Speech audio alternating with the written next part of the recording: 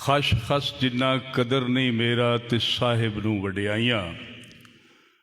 मैं गलियां दा रूड़ा कूड़ा महल चढ़ाया साइयां।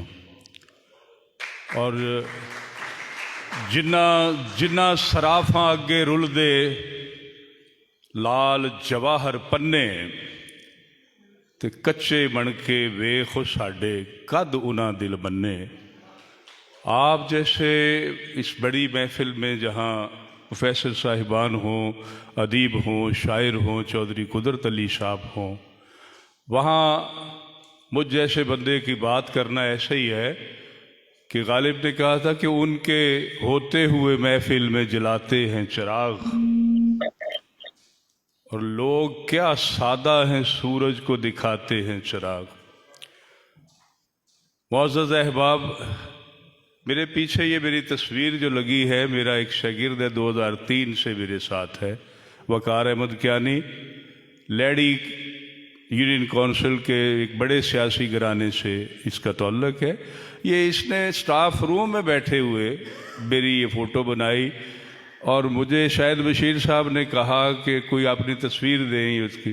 मैंने कहा यार ये पुरानी फ़ोटो में ये लगा दे, तो मैंने आज देखी, इनका भी ममनून हो, शुक्रगुजार हो। जहाँ तक आज की तकरीब के हवाले से ताल्लुक़ है, तो मेरे बेटे ने मोहम्मद अहमदुल्लाह साहब ने कहा, अबू आपके शागिर्द जो हैं उन्होंने वैस साहब ने कहा है कि अबू से कहना कि कोई अपना पंजाबी का इंतखाब, मैं शायर नहीं हूँ, उमर आसन साहब के हवाले से। तो पंजाबी के सी हरफी जो है वो पंजाबी ज़ुबान में है, दुनिया की किसी और ज़ुबान में नहीं है सी हरफी। तो मोहम्मद बूटा गुजराती बड़ी उनकी सी हरफियाँ जो हैं, तो वो मोहम्मद बूटा गुजराती साहब फरमाते कि जीम जिस दरख्त दा फल खाइए। अब इन बातों में पुराने शायरों में, असातिज़ा की शायरी में अस्वाक होते थे, जीम जिस दरख्त दा फल खाइए सुक जाए तो उसनू कटिए ना, तो जिन्हों यार कहिए उहदे नाल रहिए, लोकी मारन ताने पिछा हटिए ना। तो जे पंड इश्क प्रेम वाली चुक लईए, भार लगे तो उसनू सटिए ना।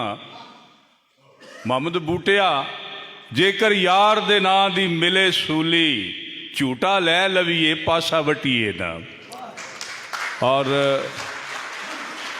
बाबा फरीद, ख्वाजा गुलाम फरीद मिठन कोटी, यार होवे लजपाल होवे तां यारी लावण चासे। मैं कदे भी हयाती बंदे दी अमारत ते गुरबत वेख के सज्जन नहीं बनाया। दोस्ती दा मेरा हमेशा एक मायार रहा, टुरन जोगा है या कोई ना। यार होवे लजपाल होवे तां यारी लावण चासे, सिर मंगे सिर दे दईए, सिर देवण केड़ी कासे। ओ काफर थी वे जड़ा या ला के यारी, फिर आखे मेरी बस से। गुलाम फरीदा नस ना जावी भावें यार कवे मेरी बात से। असा कबर दियां कंधा तोड़ी ते बुतियां तो अगे तोड़ी। राजा जवेद साहब मेरे मेहरबान आंदे हुंदे ने भी तुसी बुतियां तो अगे निकल जाते हो। मैं क्या फिर स्वाद आउंदा ही तां ना भी यार खलोता रहे ते बुतियां ते। प्रोफैसर ज़ाहिर हुसैन शाही साहब होरां गल कीती है भी मैनू उमरे ते जाना चाहिए। गालिब आख्या सी काबे किस मुंह से जाओगे गालिब, शर्म तुमको मगर नहीं आती। तो मैं कई बार सोचना मेरा मुंह एडा नहीं, जाना तो चाहिए, जावा तो जरूर। और ना दोस्तों, एक दाखले की इन्होंने गल की है, सारू रात साढ़े मेरे कुलीग भी ने, तो मैं इन्होंने आंदे ने मेरे तुसी क्लास फैलो से, हालां मैं इन्होंने उत्थे BEd की क्लास च कोई नहीं तकिया। मैं उत्थे ना तालीम रहन लई ते हॉस्टल वास्ते मैं उत्थे पढ़दा सा। मैनू चंगी तरह याद है, मैं रात नूं आउंदा सा, अपनी नाल मजदूरी करदा, मजदूरी तो बाद आना ना, थोड़ा एक जेल तरह का उन्होंने हॉस्टल सी BEd एजुकेशन कॉलेज वालियां दा, सिंगल जिहा गेट लगा होना। तो मैं उत्थे ना जाहिर चौकीदारां नूं सानू वाल आउंदे सन, राती 1 बजे भी आई तो गेट खोल छड्डदा सी। तो रात का मैं मैस को ना सा लैंदा, दोपहर खाना खाना, नाल कोई दोस्त होने उन्होंने खाना खुआना। तो ਜਿਹੜੇ मैस कमेटी वाले सन ना मिर्जा साहब, उन्होंने मैनू बिल पाता शाम का भी। तो मैं आख्या यार दुरुस्त करो, मैं राती इत्थे कोई ना हुंदा। तो हॉस्टल सुविटेंट बड़े डाडे भट्टी साहब, वो मुड़े उन्होंने को टुर के मैं आखन लगा कि कोई नहीं ठीक होना। मैं कहा गल सुनो, तू आए मास्टर बन B.Ed कर, मैं तुन छड़ांगा ही, ये ठीक करना ही।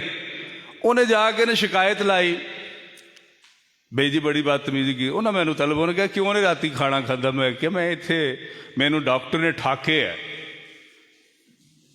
अच्छा, वो आखन लगे डॉक्टर को लिखा के, गवर्नमेंट कॉलेज लाहौर के एजुकेशन कॉलेज के एक doctor Bukhari government college Lahore के न्यू हॉस्टल के डिस्पेंसरी होंगी उत्थे बेड दे। मैं दरखास्त लिखी, उत्थे टुर गयो। आंदे उत्थे कित्थे मास्टर बन टुर गया है। मैं क्या सारा है, उन्हें लिखा advice to take light diet in the evening. मैं लिया के दिती तो भट्टी साहब ने जिद्दी बड़े सन। आंदे कितने दिन के लिए? मैं कहा जनाब मान जाओ। फिर मैं गयो, वो डॉक्टर साहब मैनू बुखारी साहब आंदे ने, और बेटा जिन्नी जल्दी होगी ना उतों नस जाई। जिथे लिखा सी ना light today take light diet in the evening, उन्हें अगे लिखा फॉर एवर। वो मैं ना लिया के उन्होंने दे छड़ी। मैं क्या लो जी सर जी। वो दिहाड़े मैं उत्थे अपने टपाए। इन्हां दे तारिक महमूद कुंजा शादीवाल कुंजा दे हुण सैकटरी ने, स्पैशल सैकटरी हैल्थ, इन्हां दे क्लास फेलो मेरे मैनू नज़र आउंदे सन हॉस्टल दे विच। राती में आउणा, वो अदीब आदमी सी, पब्लिक सर्विस कमीशन गया तो उन्होंने कहा तेरा नाम तारिक महमूद तारिक है। वो सब्जैक्ट स्पैशलिस्ट सिलैक्ट होए साडे नाल।